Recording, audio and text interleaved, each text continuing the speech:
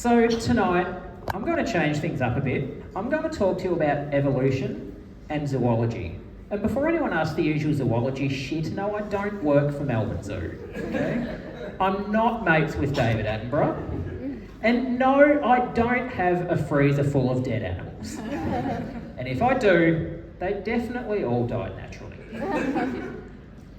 So when I talk about evolution, most people look at me and go, you work with old fossils? Okay, wrong audience for an APRA joke. Lesson learned. Don't pick on Sir David.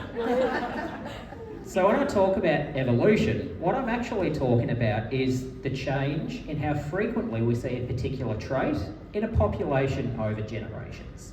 And the populations I'm interested in are the ones that we use for rewilding. So this is kind of like Jurassic Park, but instead of taking DNA from a mosquito to bring back the dinosaurs and make a movie franchise that really should have stopped after the third instalment, we take individuals from populations threatened with extinction and we breed them in captivity while they're still around to save.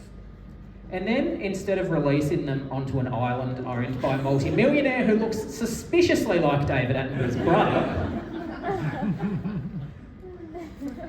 we release them back into the native environment of that species once we've removed the threats to their extinction. So a captive environment is safe, it's controlled, and every possible want of the animals living in it is provided for. So animals that have less than optimal traits to survive in the wild can thrive and survive in captivity. And over generations, when they breed, their non-wild traits become more frequent. But release some of those captive bred individuals into the wild, in an environment they're not adapted to survive in, and they may not thrive or survive. And we could actually lose the population that we've been trying to protect. It's okay, the Tasmanian devil's just sleeping for a really long time. So threatened species reintroduction is actually something we're pretty good at in Australia. We've done it a lot with the Tassie devil, with the quoll, with the rock wallaby. No, right? All marsupials should have guitars. I can say that. I'm a scientist, it must be true. But I'm going to talk tonight about insects, because I kind of think insects are cool.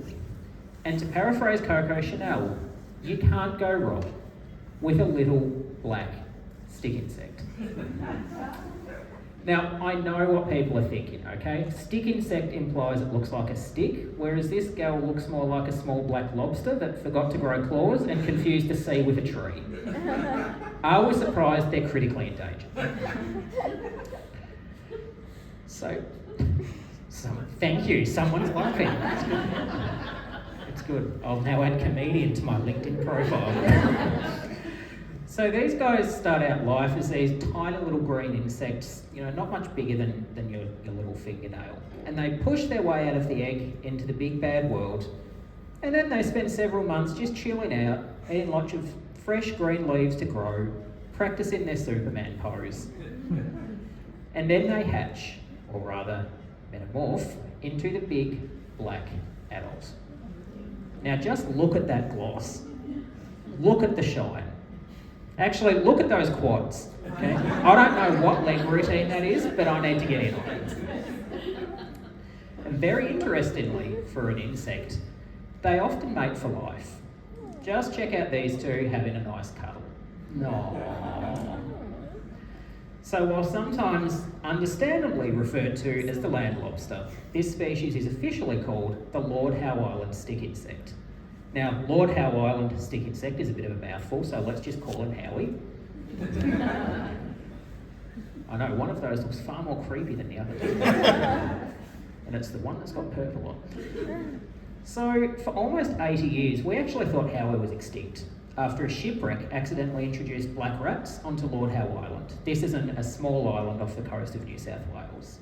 But in the early 2000s, about 30 stick insects were found on a rocky outcrop off the coast of the island called Ball's Pyramid. So there was a rescue mission and they brought 2 breeding pairs, so 4 individuals, back to mainland Australia. And 2 of them founded a captive population at Melbourne Zoo. And at the end of 2018, that captive population had given rise to 14 generations of adults. That's 14 generations of stick insect, all born in the same glass houses at Melbourne Zoo. Now, I know there's a bit of a housing crisis in Melbourne, but 14 generations, that's taking the family house to a ridiculous level. Right? So getting back to those traits to thrive and survive in the wild, the traits I'm really interested in are the ones that help us sense the world around us. So, someone got the job. I love the front row. Thank you for setting this close. Best encouragement ever. So these are the sensory organs that help us decode the world around us through things like vision, smell, taste, touch, hearing. And I got to thinking about how is sensory organs, if they're living out their lives for generation after generation in these glass houses at a zoo, could their senses be changing for the worse? Let me explain. Think of sensory systems as kind of like doing a Where's Wally. There is a lot of irrelevant, distracted information that they have to detect and we sift through before we finally see that red and white striped beading and wonder what the fuck just happened to the last 2.5 hours of our lives. Right? And for those of you who didn't laugh at my hilarious joke, because you're still staring at that, trying to find where Wally is, I can see some faces. There's Wally. It took me longer to find him the first time than I'd like to admit. So, in the wild, there is actually a lot of information that animals have to detect, and there is a lot of background noise or distracting stuff to sift through to find it.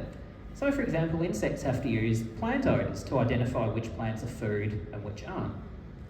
They need to be able to detect a predator before it's too late to escape or hide. The males need to locate potential mates. But in contrast, that captive environment is kind of like the Hilton for stick insects. I'm hoping the real Hilton has less stick insects inside it.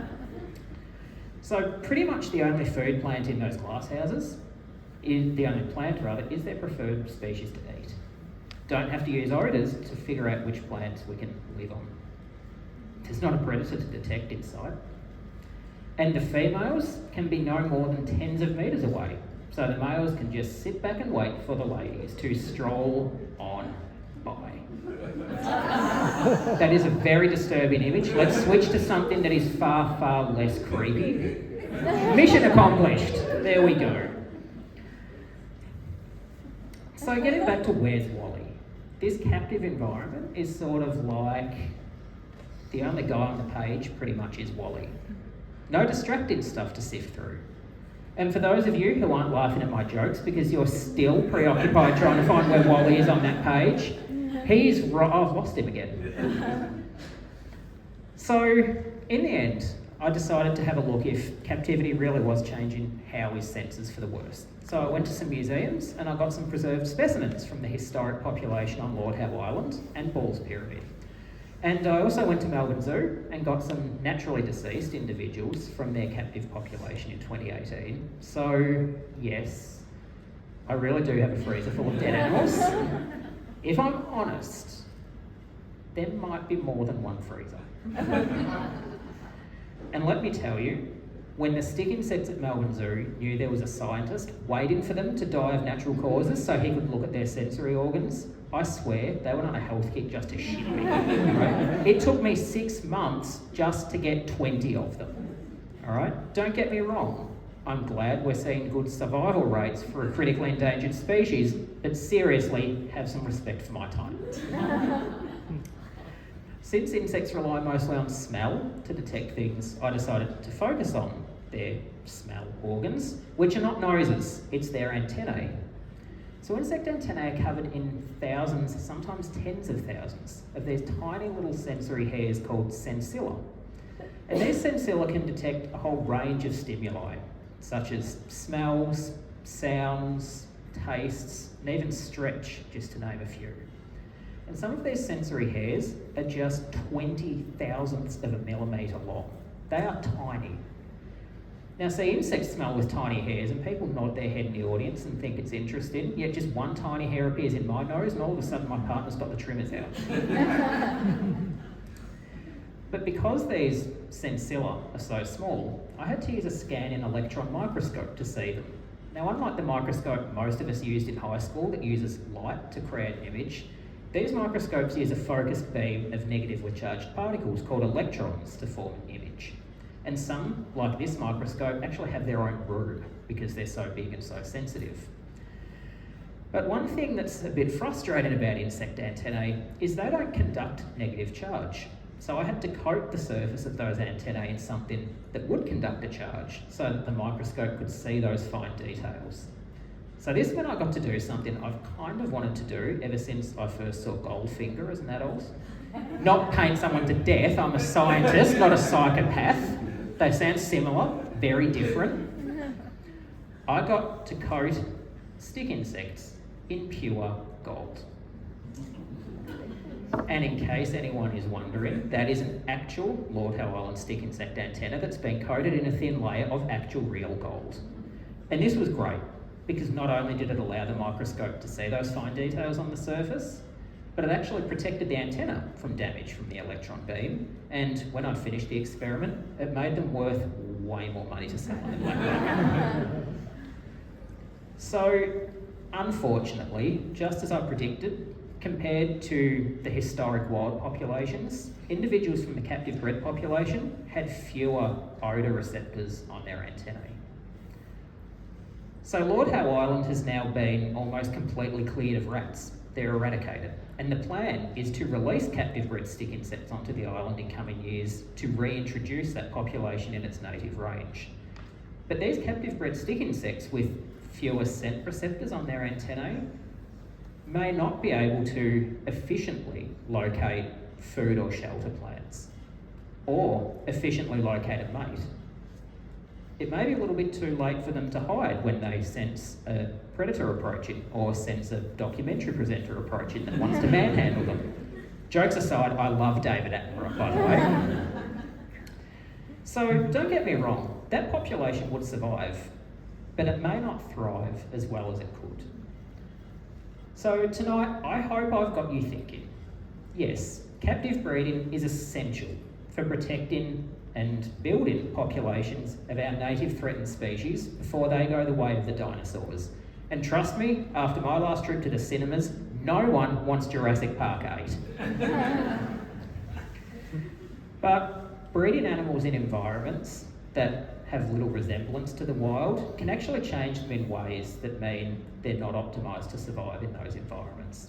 So we need to be thinking about more naturalistic captive environments, like enclosed predator-free nature reserves, so that our captive breeding programs don't change these animals for the worse. And I hope I've also convinced you that a giant black shiny stick insect with awesome quads is actually a pretty cool dude. And may they be around for generations to come, being featured in David Attenborough documentaries and having their mortal remains gold-coated by evolutionary biologists. You've been a fantastic audience, thank you.